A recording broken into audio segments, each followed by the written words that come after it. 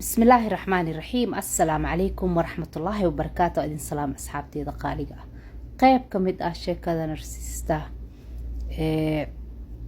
narsistaha dabeecadaha lagu yaqaan waxaa kamid ah inaanu lahayn saaxiib waqti dheer qaata ama arkays saaxiib 10 sano 5 sano 20 sano oo 20 sano dheer taa ma arkays inta badan waxaa waay saaxiibadiisa saaxiib maslaxa waay qof walba markii uu dhamaado waxa asaga uu ka lahaa xiriirkii maslaxadii uu ka lahaa saaxiibkaas waa dhamaanaya ma arkaysid qofkaas inuu saaxiib la noqdo waqti dheer qof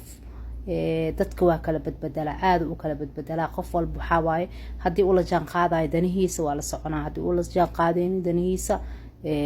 ma la soconayo narsistaha qayb kamid ah uu leeyahay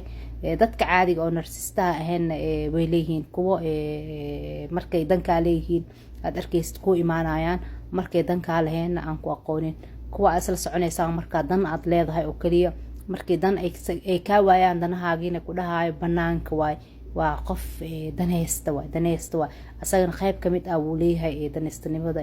narsistaha uu leeyahay waxa kamid ah dabeecadiisa kaleenta faan badan maanta dhan inuu is amaanayo meel walba uu tago uu ka sheekeenayo waxa uu soo qabtay oo injaasaad ani kana sameeyay ani kana ku guuleystay ani kana sameeyay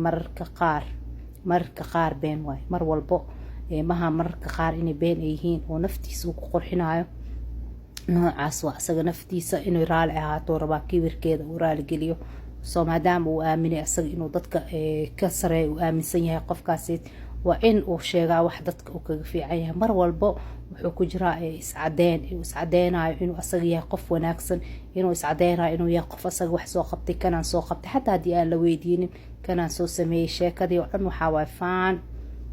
oo natiijo aan lahayn ama aan dhamaad aan lahayn inay kamid tahay tan kaleenta oo lagu yaqaan qofka inuu yahay narsista waxaa kamid ah inuu hoos u dhigo qiimaha qofka kaleenta ee saaxiibadiisa xataa haddii meel labada joogo saaxiib badan ay yihiin oo qof la amaano oo hebel waxaas ayaa sameysay waa ku amaananta waxaas wax weyn miya inuu dhaho qofkii uu niyad ka dilo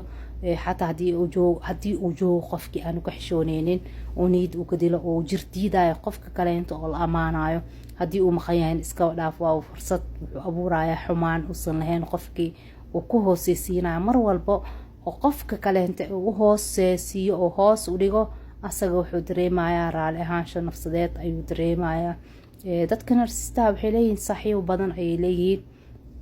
laakiin ma lahan saaxiibo waqti dheer ma laha laakiin mar walba waxay leeyihiin guruu bay leeyihiin mararka qaar saaxiibadaas lacagtooda ayay ku sameeyaan iyo hantidooda waxay rabaan inay u sacabtumaan way leeyihiin qaarkood in badan way leeyihiin saaxiibo oo maxay ahayd markii ayaga